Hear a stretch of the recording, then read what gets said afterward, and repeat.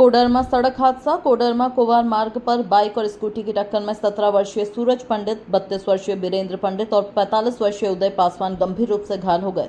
घटना जयनगर थाना क्षेत्र के गरचांच पेट्रोल पंप के पास हुई। टक्कर इतनी जोरदार थी कि दोनों वाहन पूरी तरह क्षतिग्रस्त हो गए।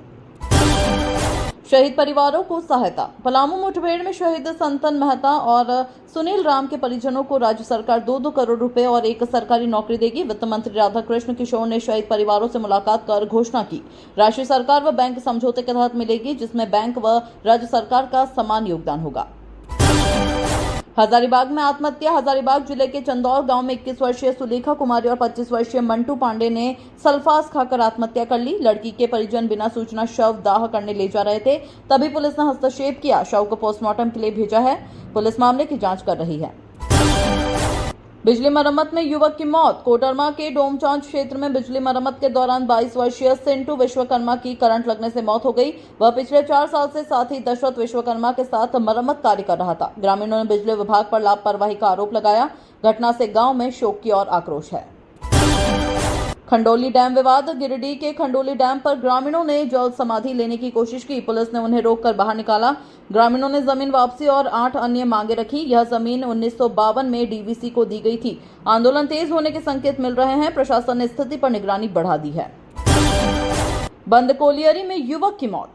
पलामू जिले की राजहरा कोलियरी जो 15 साल से बंद है, वहां 26 वर्षीय संजू चौहान का शव शावल मशीन पर फंदे से लटका मिला। पुलिस ने शव को कब्जे में लेकर पोस्टमार्टम कराया। मृतक अनाथ था और पड़वा क्षेत्र में रहकर काम करता था। आत्महत्या या हत्या जांच जारी है। धनबाद में चोरी। कुमारधुबी क्षेत्र के बागान धोड़ा गांव में एक ही रात 8 घरों में चोरी हुई। चोरों ने खाली घरों को निशाना बनाकर लाखों की नकदी और जेवरात चोरी किए। पुलिस ने घटनास्थल से एक लोहे का सब्बल और चप्पल बरामद किया। घटना से ग्रामीणों में दहशत है। पुलिस जांच कर रही है। बिरहोर बालक को मदद। कोडरमा जिले के नवलशाही में सांप काटने से पीड़ित 12 वर्षीय दीपक बिरहोर का वीडियो वायरल हुआ। मुख्यमंत्री हेमंत सोरेन ने त्वरित संज्ञान लेते हुए डीसी को निर्देश दिया। प्रशासन तुरंत मौके पर पहुंचा और बच्चे को सदर अस्पताल में भर्ती कराया। अब उसका इलाज हो रहा है। ग्रामीणों ने राहत जताई। लातेहार सड़क हादसा। लातेहार के चंदवा थाना क्षेत्र में कार और बाइक की टक्कर में 9वीं कक्षा का छात्र पीयूष सिंह की मौत हो गई है और साथ ही कुलेश्वर सिंह गंभीर रूप से घायल हो गया। घटना NH 39 चीरो मोड़ के पास हुई। घायल छात्र को रिम्स रेफर किया गया है। मृतक परिवार में कोहराम मचा हुआ है। पाकुड़ में कोबरा रेस्क्यू। महेशपुर प्रखंड के हाथीमारा गांव में एक घर के कमरे में जहरीला ब्लैक कोबरा घुस गया। परिवार मच्छरदानी में सो रहा था, जिससे उनकी जान बच गई। वन विभाग के सर्पमित्र मोहम्मद अशराफुल शेख ने सुरक्षित रेस्क्यू कर सांप को जंगल में छोड़ा। ग्रामीणों ने राहत की सांस ली। धनबाद में पत्नी की हत्या। धनबाद के झरिया क्षेत्र में पति उमेश गुलगुलिया ने देर से आने पर पत्नी की पिटाई की और गला दबाकर हत्या कर दी। सोमवार सुबह महिला का शव घर से बरामद हुआ। पुलिस ने आरोपी पति को हिरासत में लिया और शव को पोस्टमार्टम के लिए भेजा। स्थानीय लोगों में आक्रोश फैल गया। देवघर में पितृपक्ष आरंभ।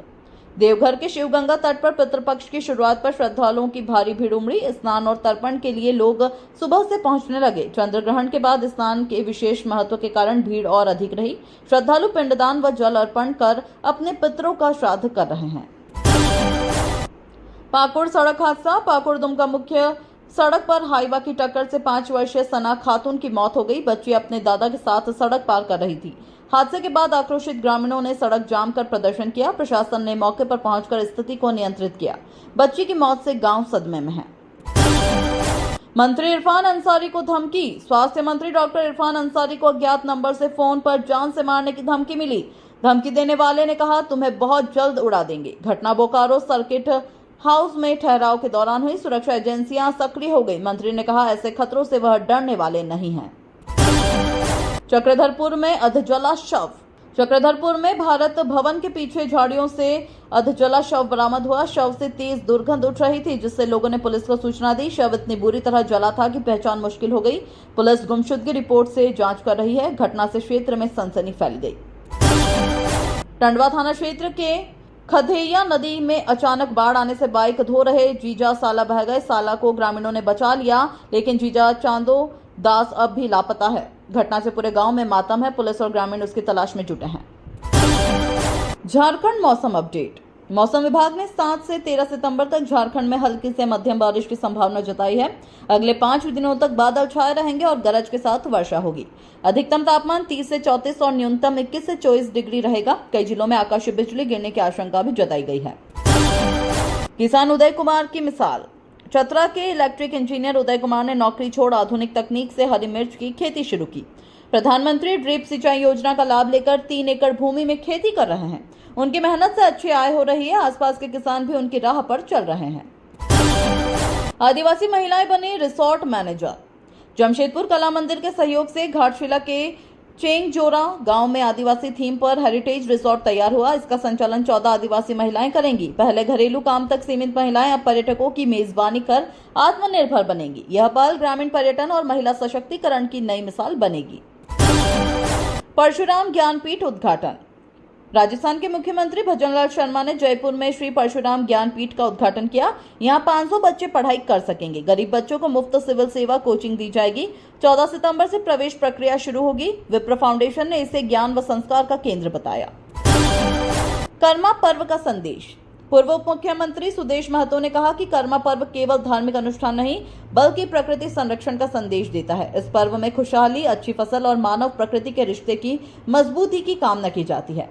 झारखंड के ग्रामीण और शहरी इलाकों में इसे बड़े उत्साह से मनाया जा रहा है। अवैध बस स्टैंड की समस्या। रांची पुलिस ने बूटी मोड़ पर बसों पर रोक लगाई तो कुछ लोगों ने जुमार पुल के पास अवैध बस स्टैंड बना दिया। अब यहां बसें रुकने लगी हैं, जिससे दूर दराज के यात्रियों को परेशानी हो रही है। खादगढ़ा व अन्य बस स्टैंड की बजाय लोग असुविधा में हैं। यातायात प्रभावित हो गया है। शिक्षकों का विरोध। रांची जिले में 3000 प्राथमिक शिक्षक वार्षिक वेतन वृद्धि रोके जाने के विरोध में सोमवार को काला बिल्ला लगाकर स्कूल पहुंचे। अखिल झारखंड प्राथमिक शिक्षक संघ ने इसे आंदोलन का दूसरा चरण बताया। शिक्षकों ने जिला शिक्षा अधीक्षक पर तानाशाही रवैये का आरोप लगाया। मांगे पूरी न होने पर आंदोलन तेज होगा। डिफेंस कॉरिडोर की संभावना। रांची और धनबाद में ड्रोन फैक्ट्री और यूएवी प्लांट, जमशेदपुर में स्टील फाउंड्री, चाईबासा में प्री फैब शेल्टर और कोडरमा में ग्रीस हब स्थापित करने की संभावना है। कर्नल जेके सिंह ने शोध कर रक्षा राज्य मंत्री संजय सेठ की रिपोर्ट सौंपी। इससे झारखंड में रक्षा क्षेत्र के विकास की राह खुलेगी। गर्ल्स हॉस्टल में देह व्यापार।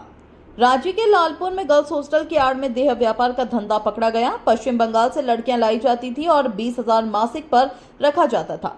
ग्राहकों से 5 से 10,000 वसूले जाते थे। पुलिस ने मामले का खुलासा कर संचालक को पकड़ा है। बड़ा रैकेट सामने आया है। झारखंड में कर्मचारियों को दुर्गा पूजा से पहले बोनस मिलेगा। टाटा स्टील ने भुगतान कर दिया, जबकि कोल इंडिया सेल, डाक विभाग और रेलवे जल्द घोषणा करेंगे।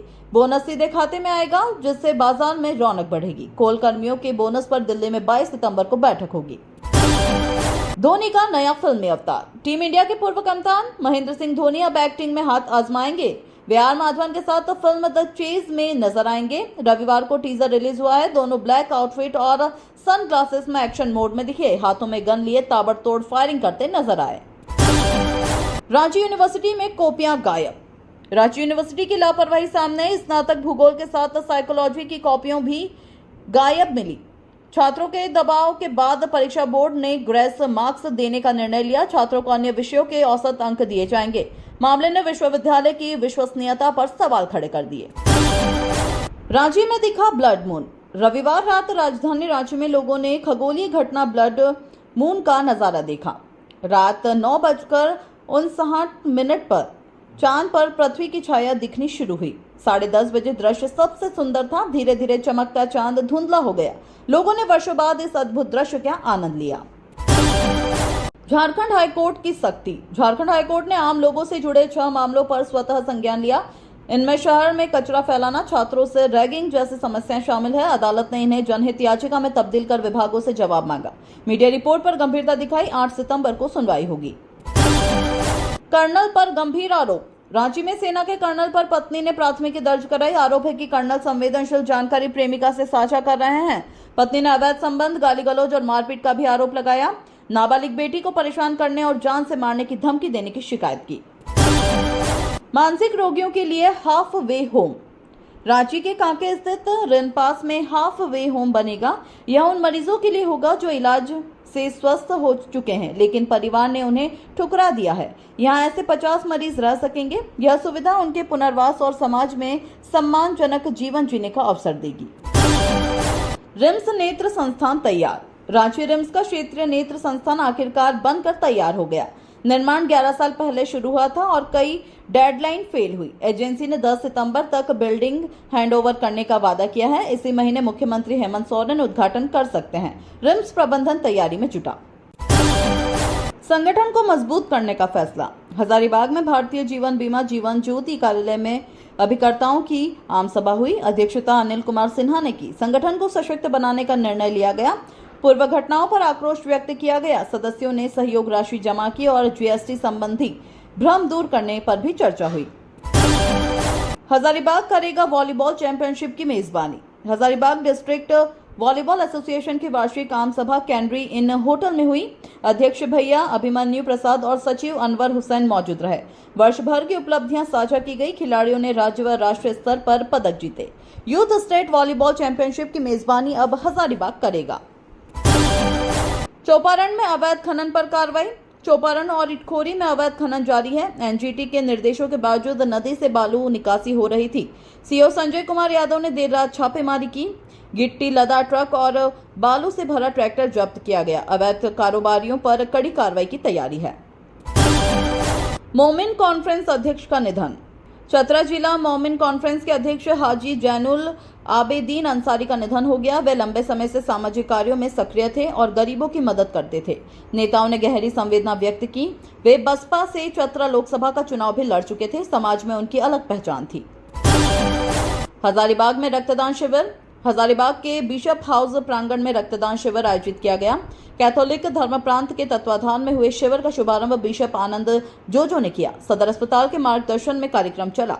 रक्तदाताओं को जीवन दाता बताया गया। कहा गया कि रक्तदान जीवन बचाने का सबसे आसान मानवीय कार्य है। वन महोत्सव में छात्रों ने लगाए पौधे। विष्णुगढ़ के पीडीजीआर टांड में वन महोत्सव का आयोजन हुआ। 3 शैक्षणिक संस्थानों के छात्रों ने भाग लिया। उन्होंने पर्यावरण संरक्षण का महत्व सीखा और पौधारोपण किया। कार्यक्रम का उद्देश्य बच्चों में हरियाली व पर्यावरण जागरूकता फैलाना था। सभी ने प्रकृति से जुड़कर उत्साहपूर्वक भाग लिया। लायंस क्लब का गठन।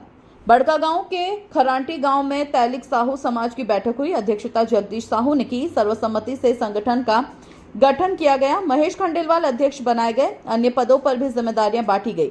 बैठक में समाज को संगठित और मजबूत करने पर जोर दिया गया। अवर प्रादेशिक नियोजनालय हजारीबाग में 10 सितंबर को 1 दिवसीय भर्ती शिविर होगा। इसमें मंजूश्री टेक्नोपैक्ट लिमिटेड बेंगलुरु और विनायक फाउंडेशन रांची शामिल होंगी। पैकर और क्वालिटी पदों पर भर्ती होगी। न्यूनतम योग्यता 10वीं पास है। सुबह 10 बजे से शाम 4 बजे तक शिविर चलेगा। कपड़ों का वितरण।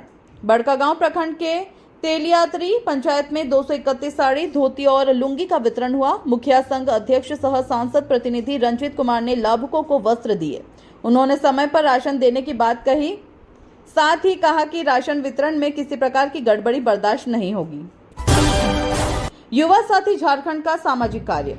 गढ़वा की संस्था युवा साथी झारखंड 2020 से समाज सेवा में सक्रिय है। शिक्षा, स्वास्थ्य, स्वरोजगार और सांस्कृतिक विकास पर काम कर रही है।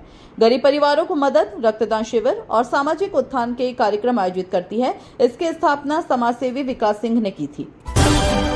हजारीबाग मेडिकल कॉलेज का ऑक्सीजन प्लांट शुरू।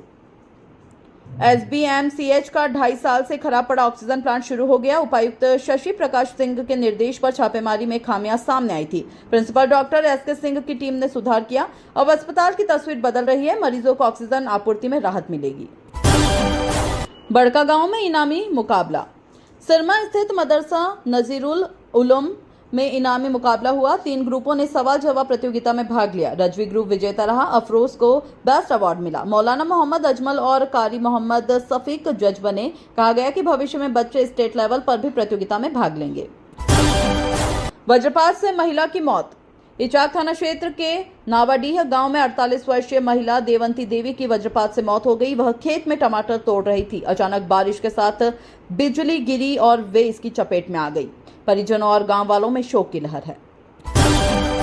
बगोदर में रावण दहन की तैयारी। बगोदर स्टेडियम में विजयादशमी पर रावण दहन कार्यक्रम होगा। आयोजन साहू समाज करेगा। रविवार को विवाह हॉल में बैठकर तैयारी की समीक्षा हुई।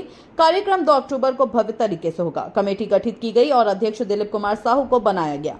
आयोजन की तैयारी तेज है। गिरिडीह में सामाजिक अभियान।